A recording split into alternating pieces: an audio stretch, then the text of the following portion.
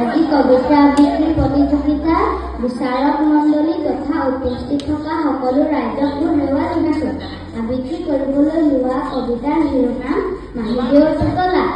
কবি ডক্টৰ নিৰ্মল প্ৰভা বৰদলৈ। আমাৰ ওচৰতে মাহীদেউৰ ঘৰ। মাহীদেউৰ পুতলাটিৰ হ'ল এদিন জ্বৰ পানী লগা জ্বৰ। ডাক্তৰ মাহীদেৱে ক'লে ডাক্তৰ আনিবলৈ দাদালৰ দিলে।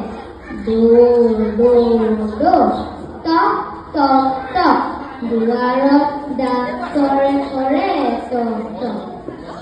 পুতলাই ভয় খাই কপে ঠক ঠক। ভয় নাই ডাক্তৰে ক'লে লাহেকৈ পুতলা বেজিয়ে পিঠিলে। দৰৱ খালে গাখীৰ খালে জ্বৰ ভাল হ'ল।